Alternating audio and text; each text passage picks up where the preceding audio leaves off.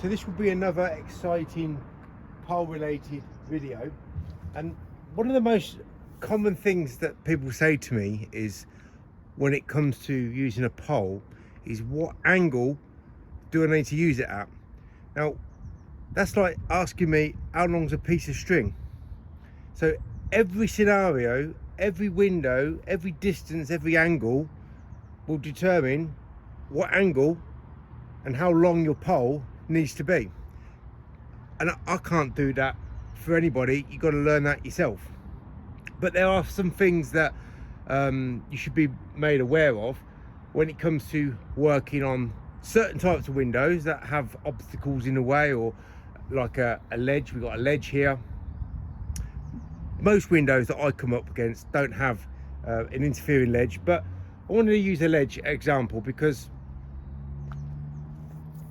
what you need to do is have your pole with some type of angle arm on it.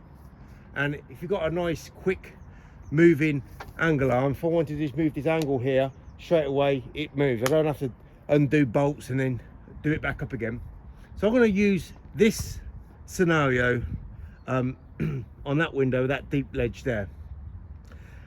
So what I need to work out is, I can do most of that window, but the problem will be at the bottom, right? So what I also need to do is, when I'm coming down the glass, I've got two options what I need to do in terms of my pole. What do I do with my pole? I either shorten the pole, I feed it through my fingers, or I walk backwards. I think most of the time I stand still and shorten my pole, put it through my hands, and the pole just gets shorter and shorter as I come down. Because if I left it at the same angle all the time, the squeegee will stop working. So you've got to adapt and evolve with this tool. So what I'm going to do is, I'll show, really it's not really a ledging sort of video, it's more of what you need to do with your pole.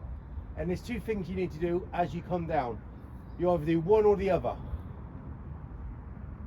because you don't need to do both, right? So when I'm going to cut in, all this top part is the easy part, okay? So I can come down and then cut in and then come down.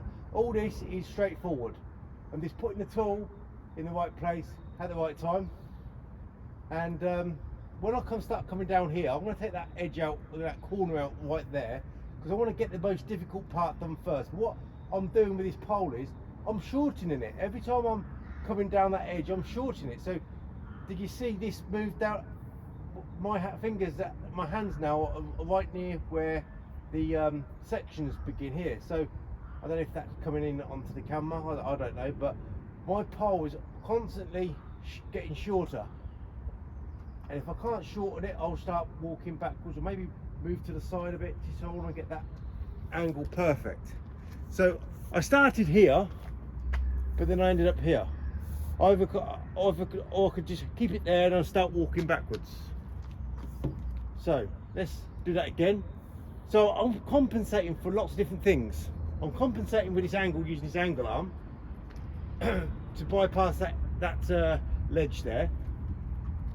I'm putting the tool in the right place at the right time, and I'm navigating around the glass, but I'm also shortening the length of this pole as well. So let's cut in.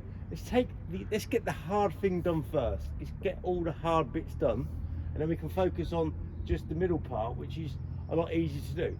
So we've just cut it up. We've just done all the frames, and now we've just got to come all the way down, and the last part will be to close on the bottom, get that bottom part. I'm going to walk backwards this time, get that bottom part of the window done with the squeegee action. So there we go, I'm doing the last part of the frame there, and I don't close out to the side because I've already took that out with my tooling technique. So literally, tooling technique is a cut above any other sort of method with on the pole and in the hand than any other method, because you can't do tooling technique without having a liquidator or a really well modified squeegee channel. And if you're so good at modifying your squeegee channel, then if I was you, I'd just stop that and just use the liquidator full time, because the liquidator is next level above any modified squeegee channel. But most people who modify their squeegee channels, it's slightly better than just an average squeegee channel. And what's an average squeegee channel? Anything other than that squeegee channel up there. So one more time, I'm navigating and I'm changing my stance with my footing or with the length of this pole. And I'm also keeping in mind that I need to put my squeegee in a position where it will close out on that particular window. Any other window with any other scenario, maybe there's something in the way, maybe it's a low window, we're just working up high and with a bit of a ledge. I've adapted that tool to cater for that window. The rest is down to how I work. And you can always work better when you had the soap, this good quality dish soap to a saturated washer. Right, so we're cutting in. We're going to do the complicated bits first. Now the most complicated bit is closing out fully without making any mistake, but this is, like, let's say, the second most complicated part of the job. This is the easy part now, because I've got nothing to buff up against, and I'm going to come all the way down here, and I've made loads of mistakes, but I can use my tool and my technique to fix all those, rectify those mistakes. I don't have to use the cloth. I'm just doing short turns. Now here we come to closing out. All the time I haven't stepped backwards, but I've shortened the length of the pole to cater for where the angle is on that glass. If I just let the squeegee do all the navigating without adjusting, either walking backwards or shortening the length of the pole, then that's when all the mistakes will happen and I'm not getting tool and technique anymore. So you have to adapt, constantly adapt, evolve, and remember, when you've done a window like this, you need a legend type of action. When you're working straight in front of you, you need a inverted type action. When you're just working normally standing, normal sort of situation, nothing in the way, nothing behind you, 25 degrees is normally the best. Now let me show you something before I turn this video off. What are we going to do? Right, so what we're going to do, we'll leave it in 10 degree, but I'm not going to change the angle here. And if I don't do that, then we're going to have a problem with closing out, because I can't lift up my squeegee high enough to close out. So there's another option to do if you're working with a stiff pole, and anybody working with a stiff pole will be restricted. Normally stiff poles are for the straight pull sort of people. So if you're working with a stiff pole, and this ain't stiff because I've got this like ledging sort of action going on here, and it's a bit bendy, it's only a prototype, so it has got a bit of flex in it. So I'm not going to be able to close out.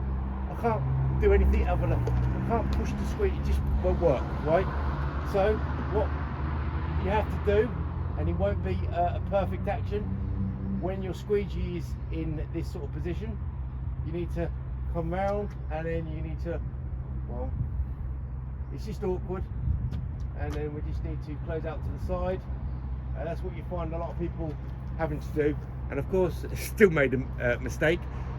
I want to always close out on the bottom, near enough every single time, unless I've got an obstacle that's really interfering with my closing out to the bottom. If there's a bush in the way and there's parts of the bush going on the glass or touching the glass, then I might have to close out to the side. But closing out to the side is a sign of desperation, and lots of people with wagtails do that sort of thing because the wagtail is very standard.